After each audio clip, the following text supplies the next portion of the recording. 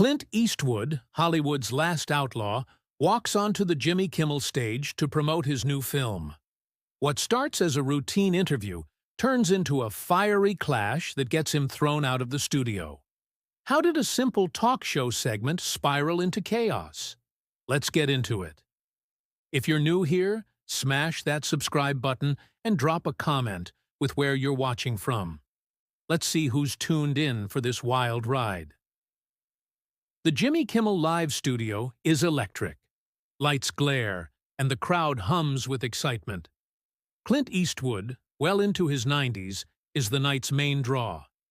His presence alone is enough to hush the room. He's here for his latest film, a stark drama about a rancher fighting a corporate land grab. A story that's as much about him as it is about the character. His squint and gravelly drawl are still lethal. But Clint's no fan of the talk show game, the forced laughs, the polished scripts. He agreed to this for one reason, to get the word out. Anything else, and he's not playing. Backstage, trouble is already brewing. Clint's assistant, Maggie, a no-nonsense woman who's been at his side for years, senses it. She warned the producers earlier, her voice low and firm, "Don't turn him into a circus act." They nodded, but their eyes betrayed them, plotting for clicks, a viral moment to milk his legend. They want him to play along, maybe toss on a prop or crack a self-deprecating joke. Maggie knows better. Clint doesn't bend, not for studios, not for anyone. The producers ignored her, and they'll pay for it. In the green room, Clint's nursing a black coffee, staring at a monitor as Jimmy Kimmel kicks off the show. Jimmy's in top form, his monologue carving up the latest celebrity meltdowns, the crowd roaring. Clint's expression doesn't shift, his fingers drumming lightly on the chair. Maggie clocks it, that subtle sign he's sizing up the situation, like a gunfighter before a draw. "They're going to try something," she mutters to a stagehand, who shrugs, oblivious. The stage manager signals it's time, and Clint rises, straightens his jacket, and heads for the curtain alone, no fuss. The stage is a different beast. Jimmy's riffing about some singer's public tantrum, the audience laughing on cue. He shifts gears, hyping Clint's entrance. The man, the myth, Clint Eastwood. The band lays down a gritty riff, the crowd erupts, and Clint steps out, his walk slow and deliberate, like he's staking claim to the room.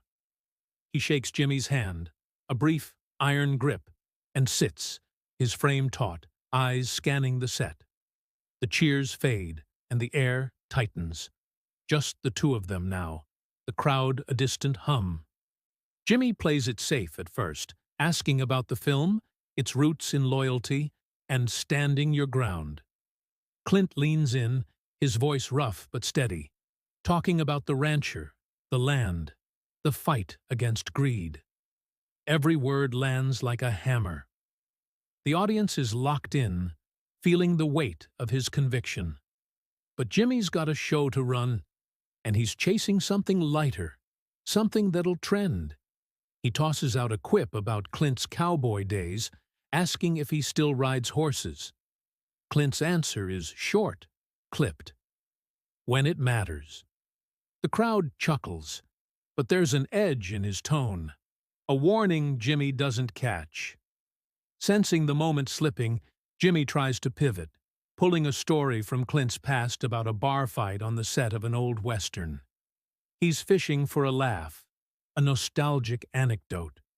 Clint's eyes narrow, his jaw tight. "Didn't happen," he says, his voice cutting through the studio hum. The crowd stirs, a mix of gasps and uneasy laughs. Jimmy grins, thinking he can smooth it over, but he's misread the room. He doubles down, reaching for a prop, a tacky cowboy hat, holding it up like it's a gag. "Come on, Clint, one quick shot for the fans," he says, waving it. The audience claps, egging it on, but Clint doesn't move. His stare could burn holes. "Put that away," he says, not loud, but every syllable carries. The studio goes quiet. Jimmy's smile cracks. Maggie, watching from the wings, shakes her head. This is about to get ugly. The silence in the studio is deafening, a heavy pause that feels like the moment before a storm breaks. Jimmy, still holding the cowboy hat, tries to laugh it off, his chuckle thin and forced. All right, no hats tonight, he says, tossing it onto the desk. But the crowd's uneasy, their earlier cheers now a faint murmur. Clint hasn't moved, his eyes locked on Jimmy, unblinking, like he's staring down a rattlesnake. The tension's palpable, the kind that makes your skin prickle. Backstage, Maggie's hands are clenched. Her whisper to the stage manager is sharp. Told you not to push him. The stage manager, sweating, signals the control booth to cut to commercial. But the director's not ready to bail yet. They want the drama, and they're getting it. Jimmy, sensing he's losing control, shifts in his chair, trying to pivot back to the interview. So, let's talk more about the film, he says, his voice a touch too bright, like he's trying to reset the room. He asks about the inspiration behind the rancher's story, hoping to steer things back to safe ground. Clint leans forward, his hands resting on his knees, and starts talking. But it's not the answer Jimmy expects. It's about people who don't roll over, Clint says, his voice low and deliberate. Folks who fight when the world tries to take what's theirs. Not about playing dress-up for laughs. The jab lands hard, and the audience catches it. A few gasps mix with scattered claps. Jimmy's smile tightens, his fingers tapping the desk. The host tries to keep things moving, asking about the film's production. But Clint's not done. He cuts in, unprompted, his tone sharper now. You know, I came here to talk about something real, he says, his eyes sweeping the set, the lights, the crowd. Not to be some sideshow for your ratings. The crowd stirs, some cheering, others whispering, unsure whether this is part of the act. Jimmy's caught off guard, his usual quick wit failing him. He glances at the floor producer, who's signaling to wrap it up, but Clint's on a roll, and he's not stopping. I've been in this game longer than you've been alive, he tells Jimmy, his voice steady but edged with fire. I don't need to play your games to sell a story. The audience is split now. Some shout support for Clint, others heckle, thinking it's all for show. Jimmy, trying to regain the upper hand, leans in with a grin that doesn't reach his eyes. Hey, we're just having fun here, Clint. No need to get heated, he says, but the words sound hollow. He tries a new angle, asking about Clint's directing style, hoping to flatter him into calming down. But Clint's not biting. Fun? He says, his voice dripping with disdain. You call this fun? Parading people out here to make them look foolish. He gestures at the set, the bright lights, the whole machine. The crowd's buzzing again, louder, feeding off the raw energy. Backstage, the producers are panicking. The director's in the booth, barking orders to prep a commercial break, but the ratings are spiking, and someone higher up wants to let it play out. Maggie's pacing, muttering about how she knew this would happen. She catches a glimpse of Clint on the monitor, his face like granite, and knows he's not backing down. On stage, Jimmy's scrambling, his jokes falling flat. He tries to pivot to a lighter topic, asking Clint about his favorite role from the old days, but Clint cuts him off again. You don't get it, he says, his voice rising just enough to carry. This isn't about me. It's about respect, for the work, for the people watching. The crowd roars, some standing and clapping, others booing. The room's a powder keg. Jimmy's had enough. He leans forward, his tone sharper now, dropping the nice guy act. Look, Clint, we're just trying to give the fans what they want, he says, gesturing to the audience. They love you. They want to see the legend. It's a misstep. Clint's eyes flash, and he leans in, his voice low but cutting. They don't want a clown. They want the truth. The words hang in the air, and for a split second, it's like the whole studio holds its breath. Then, a heckler yells something from the back, too garbled to make out, but it's enough to break the spell. Jimmy seizes the chance, standing up, clapping his hands. "All right, we'll take a quick break, folks," he says, forcing a laugh. The band kicks in, but Clint's not moving, his stare fixed on Jimmy, and the crowd's on edge, sensing this isn't over. The band's playing loud and brassy, trying to drown out the chaos, but it's not working. The Jimmy Kimmel live studio is a live wire, the crowd buzzing, some cheering Clint Eastwood's name, others shouting for Jimmy to fight back. Jimmy's standing, forcing a smile, clapping like everything's fine. But his eyes dart to the floor producer, who's frantically signaling to cut to commercial. The cameras are still rolling, though, catching every second of this train wreck. Clint hasn't budged from his chair, his stare locked on Jimmy. A silent challenge that's louder than the music. Backstage, Maggie's muttering curses, watching the monitor, knowing Clint's not done. The director in the booth is torn. Ratings are through the roof, but this is spinning out of control. As the band winds down, Jimmy sits again, leaning toward Clint, his voice low, off mic, but the audience is close enough to catch fragments. "Let's just cool it, all right? We'll talk about the movie," he says, trying to salvage the segment. Clint doesn't blink. "You had your chance," he says, his voice like a blade, just loud enough for the front row to hear. The crowd stirs, phones out, recording the moment already spreading online. Jimmy's jaw tightens. He's not used to being challenged like this, not on his own turf. He glances at the audience, trying to gauge their mood, and decides to play to them. "Folks, we love Clint, right?" he says, raising his hands, egging on applause. Some clap, but it's scattered, the room too divided to rally. Clint leans back, crossing his arms, his face unreadable. He's not here to win the crowd. He's here to make a point. The stage manager, hovering near the wings, signals Jimmy to wrap it. But Jimmy's not ready to let it go. He tries one last time to steer things back, picking up a cue card, asking about the film's cast, praising Clint's directing. But Clint's had enough of the script. "You're not listening," he says, cutting Jimmy off mid-sentence. His voice isn't loud, but it carries, silencing the murmurs. "This isn't about the movie anymore. It's about you thinking you can turn me into a prop for your show."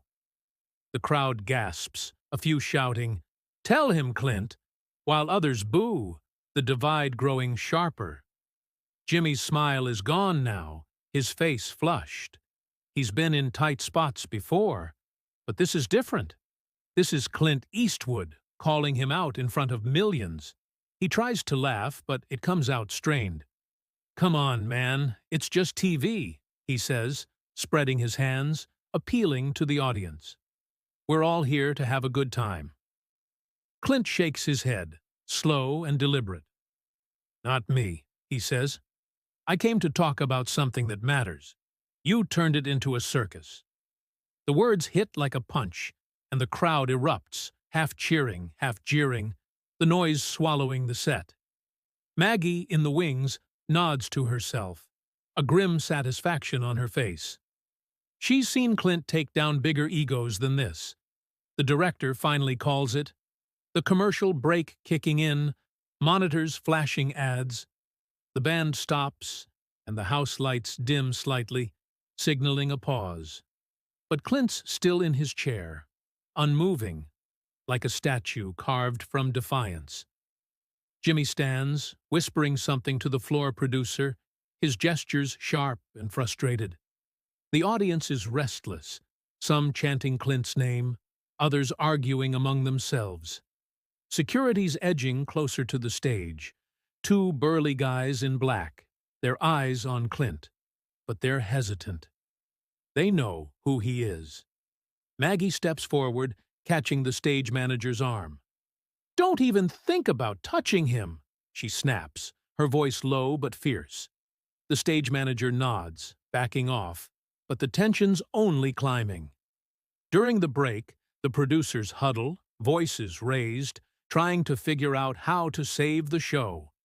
Jimmy's pacing near the desk, running a hand through his hair, muttering to himself. He knows he's losing but isn't sure how to turn it around.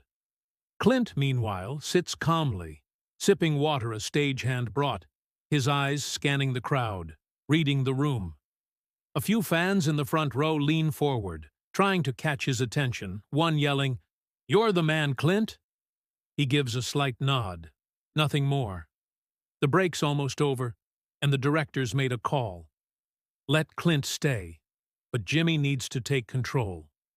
The cameras start rolling again, the band cues up, and Jimmy forces himself back to the desk.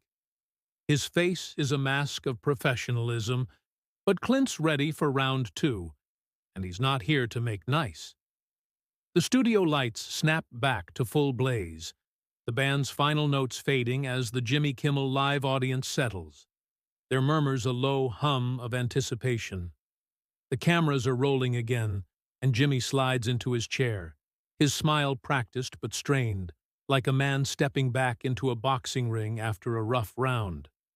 Clint hasn't moved, his posture unchanged, eyes fixed somewhere past Jimmy, as if the host is just a distraction. The crowd's energy is jagged, split between those chanting for Clint and others waiting for Jimmy to land a comeback. Backstage, Maggie's watching, arms crossed, her expression a mix of pride and worry. The producers are on edge, the director's voice crackling through headsets. "Keep it tight, Jimmy. Don't let him run the show." Jimmy leans forward, clapping once to refocus the room. "We're back with the one and only Clint Eastwood," he says, his tone lighter than before, trying to reset the vibe. He dives into a question about the film's cinematography, hoping to ground things in Clint's expertise. But Clint's not here for softballs. He answers, his voice steady, talking about the stark visuals, the way the land itself is a character. Then, unprompted, he shifts gears. "You know what's wrong with places like this?" he says, gesturing at the set. "You think it's all about flash, about making noise. You forget what's real." The crowd stirs, some clapping, others shifting uncomfortably. Clint's eyes narrow just a fraction, but it's enough to make the air feel heavier. "Your stage?" he says, his voice low and deliberate. "I'm here because I chose to be, not to dance for you." The crowd explodes, some standing, shouting Clint's name, others yelling for Jimmy to push back. Maggie, in the wings, shakes her head, muttering, "Here we go." The security guys edge closer, their hands twitching, but they're still holding back, wary of the optics. Jimmy's had enough. He stands, breaking the host's cardinal rule of staying seated, and points at Clint. "You want to talk respect? How about respecting the people who invited you here?" His voice is loud now, the nice guy mask gone. The crowd's on its feet, the noise deafening, a mix of cheers and boos swallowing the set. Clint finally stands, slow and deliberate, his height and presence filling the stage. He doesn't raise his voice, but every word carries. "Respect's earned," he says, stepping closer to Jimmy, "not bought with lights and applause." The audience loses it, the studio shaking with their reaction. The director, screaming in the booth to cut, is ignored. The cameras keep rolling, capturing the moment Jimmy's show becomes Clint's battleground. The Jimmy Kimmel Live studio is a cauldron of noise. The crowd's cheers and boos crashing like waves as Clint Eastwood and Jimmy Kimmel stand face to face, inches apart, the air between them crackling. Clint's words, respects earned, not bought with lights and applause, still hang heavy, the audience feeding off their raw defiance. Jimmy's face is flushed, his fists clenched, caught between rage and the need to save his show. The cameras, against the director's frantic orders, keep rolling, broadcasting every second to a stunned audience at home. Backstage, Maggie's eyes are locked on Clint, her expression fierce, ready to step in if things go further south. The two security guards, now at the stage's edge, exchange glances, unsure how to handle a legend like Eastwood. Jimmy breaks the standoff first, stepping back, forcing a laugh that sounds more like a cough. "All right, Clint, you've made your point," he says, his voice tight, trying to reclaim control. He gestures to the crowd, hoping to rally them. "Let's give it up for Clint Eastwood, folks." Some clap, but the applause is drowned by shouts, the room too charged to settle. Clint doesn't acknowledge it, his stare still fixed on Jimmy, like he's weighing whether to say more. The floor producer, sweating, signals security to move in, whispering, "Get him off now." The guards hesitate, but one steps forward, raising a hand toward Clint. "Sir, let's take a walk," he says, his tone cautious and respectful. Clint turns, his eyes locking onto the guard, and for a moment, it's like the set freezes, the crowd holding its breath. "Don't," Clint says, his voice low, not a threat, but a command.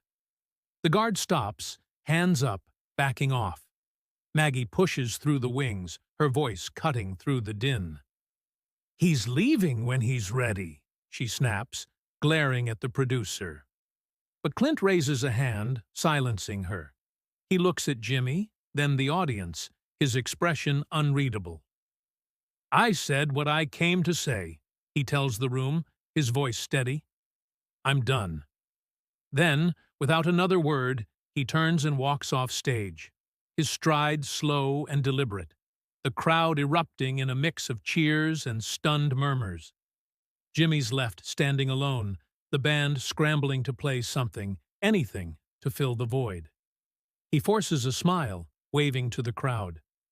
"Well, that was something, huh?" he says, his voice shaky, trying to spin it into a joke. The audience laughs, but it's uneven, the energy fractured. Backstage, the producers are in chaos, the director yelling about damage control while Maggie follows Clint to the green room, where he grabs his coat, calm as ever. "Told them not to push you," she mutters. Clint just nods, his eyes distant, already past it. Outside, the internet's exploding, clips of the clash going viral, fans and critics picking sides.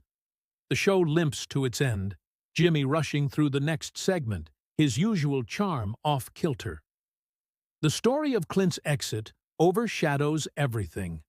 A moment that'll be dissected for years, the night a legend walked onto a talk show and refused to play the game. As Clint steps into the night, the studio behind him buzzing with fallout, it's clear he didn't just leave. He drew a line, one that Hollywood won't soon forget. That's the story, folks. What a wild ride. If you loved this deep dive, hit that subscribe button to catch more stories like this. We're building a community that loves the real stuff. Drop a comment below. Let me know where you're watching from. Maybe Los Angeles, Tokyo, or somewhere off the grid. Tell me what you think. Was Clint right to stand his ground, or did he go too far? Like the video, share it with your friends, and I'll see you in the next one. Stay curious, stay real, and I'm out.